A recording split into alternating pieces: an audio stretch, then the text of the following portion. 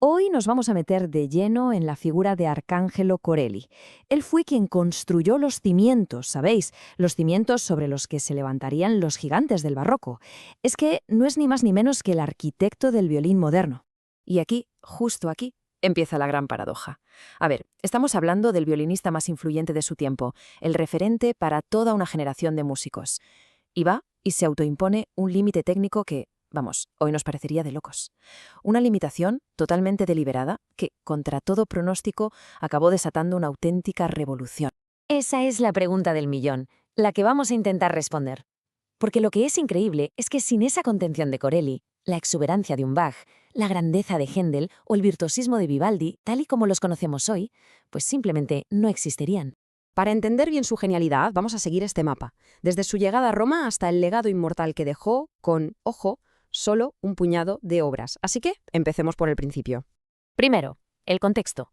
Es que no se puede entender a Corelli sin entender la ciudad que lo catapultó al estrellato, la Roma del siglo XVII. Un auténtico hervidero cultural y, claro, el epicentro del poder religioso y artístico de toda Europa. Su ascenso fue, vamos, meteórico. De un pueblo pequeño a Bolonia, que era el gran centro de formación instrumental, y de ahí, con poco más de 20 años, directo a Roma a conquistar la escena musical. Así de claro. Claro, una vez en Roma, su carrera despega gracias al mecenazgo de las figuras más poderosas de la época.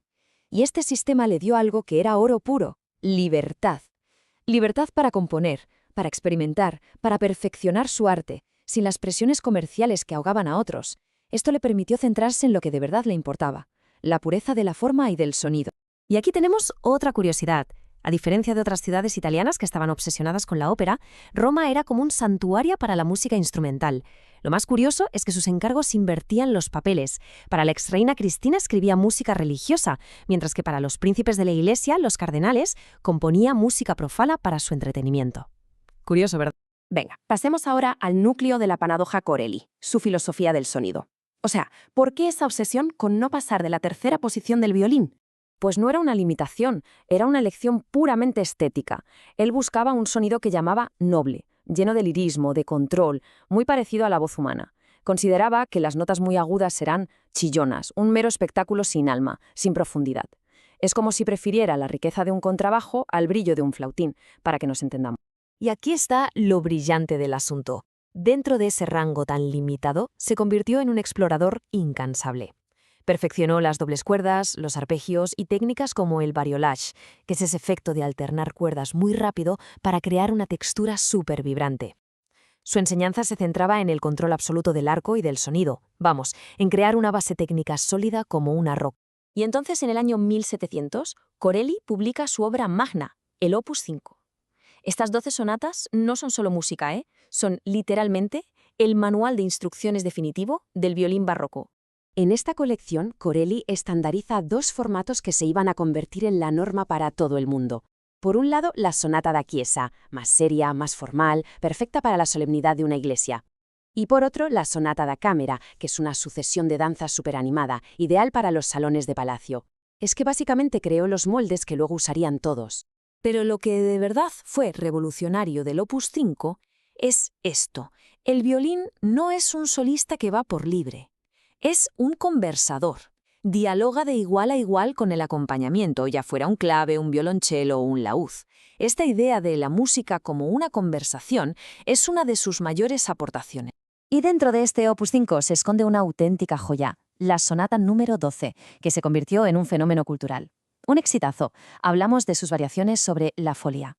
A ver, ¿qué es esto de la folía? Pues imaginemos los estándares del jazz o una progresión de blues hoy en día. Era un tema musical que conocía todo el mundo, una base sobre la que cada compositor demostraba su ingenio. El nombre, locura, viene del carácter frenético que tenía la danza original. Para que nos hagamos una idea de la popularidad, más de 150 compositores de la época escribieron su propia versión. Era, sin duda, el tema de moda en Europa. Un auténtico challenge musical que se extendió como la pólvora por todo el continente. Y lo que hizo Corelli fue coger esa progresión de acordes y construir encima 23 variaciones. Cada una es un pequeño universo de técnica, de ritmo y de expresión.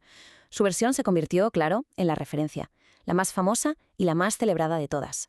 Pero Corelli no solo definió la sonata, también estandarizó un nuevo género para orquesta, el concierto grosso.